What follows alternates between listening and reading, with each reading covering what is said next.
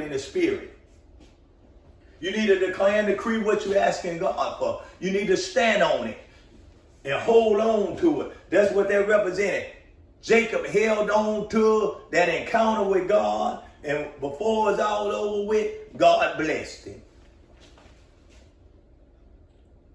In Genesis 32 and 25, and when he saw that he was prevailed not against him, he touched the hollow of his thigh, and the hollow of Jacob's thigh was out of joint. And as he wrestled with him, he said, let me go, for the day breaketh. And he said, I will not let thee go, except thou bless me. And he said unto him, what is thy name? And he said, Jacob. So he asked him, what is his name? He said, I ain't going to let you go, Lord. I ain't going to let you go until you bless me. I know I'm in an encounter. I know I'm in the presence of the Lord. And this is what God said. And he said, thy name shall be called no more Jacob, but Israel. That's where Israel come from. The very word that we see all the time, the nation that we see on TV right now to this day, guess where it came from? A man that had an encounter with God. And now that nation been established over thousands of years. His name was called Israel because of the encounter he had. People were blessed because of the encounter he had. He didn't let that word go. So God changed Jacob's name to Israel. And Jacob, the 29th verse, said, Jacob asked him and said, tell me, I pray thee, thy name. And he said, where is thou that thou doest ask my name? And he blessed him there. See where God blessed him? In that place. On his post. You can't be blessed everywhere. God ain't coming down pouring out blessings in a club, in a casino, at a worldly party, among a bunch of flesh, corner talk. God ain't moving there. He moving where people praising him, rallying around the word, living right, living holy, doing the right thing, standing on the promises of God, having faith in God. If you want to move God, you got to be positioned in the right place.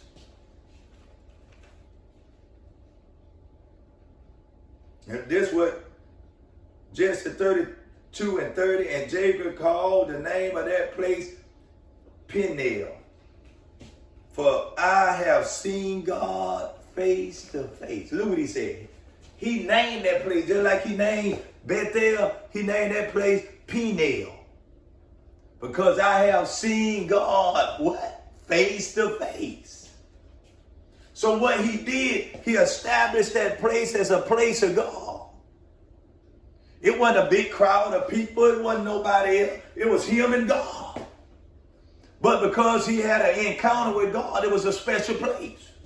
Now, when he got into battles with his enemies, he went through things. Guess what he did? He went back to that place.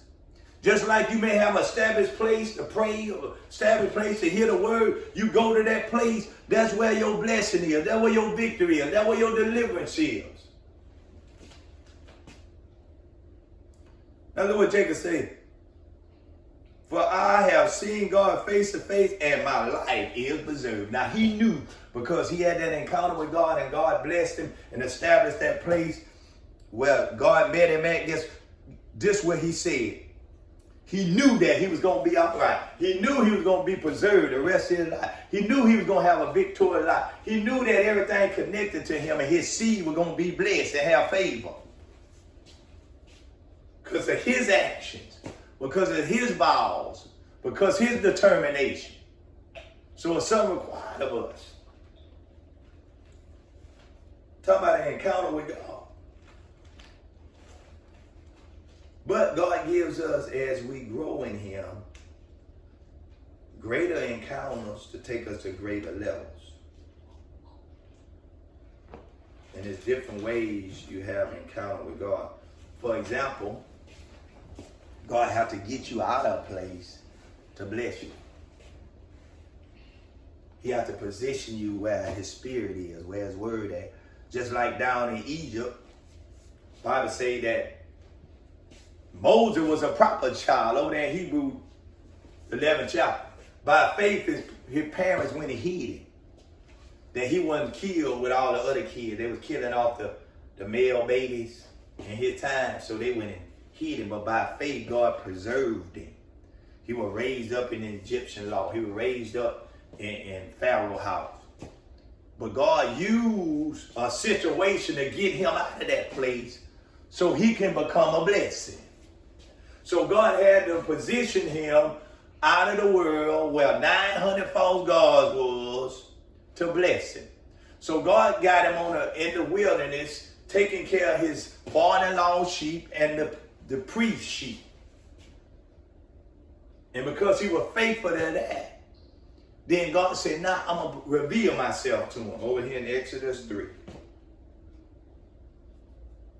And the Bible says, Exodus 3 and 2, and the angel of the Lord appeared unto him in a flame of fire out of the midst of the bush. And he looked, and behold, the bush burned with fire, and the bush was not consumed. And Moses said, I will now turn aside and see this great sight, while the bush is not burned. See what God had to do? God had to get him out of Egypt, but he had to get something to get his attention. He had put a burning bush before his eyes that wasn't burning up. So he knew it was something different about that bush. So God used situation to get your attention just to bless you, just to give you an encounter. So he didn't realize he was going to get ready to have an encounter, but God had to position him in a certain place. Now look what it says in the 3rd verse.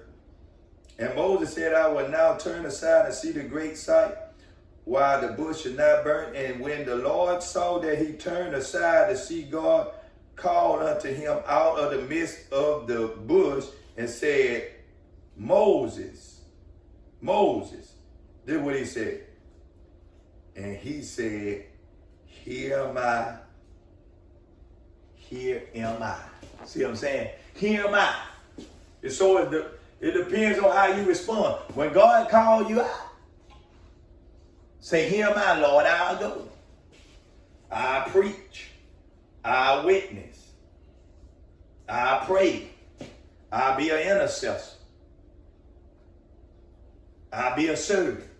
Here am I, Lord. So he responded correctly. And because he responded correctly, he became one of the greatest prophets in the Bible, where brought millions of people out of Egypt, brought them out of the world, brought them out of bondage, brought them out of slavery, brought them out of sickness, brought them out of disease, brought them out of infirmity. Because the Bible says when they came out of Egypt, it was none feeble in their body. They didn't have a backache, a headache, a cold.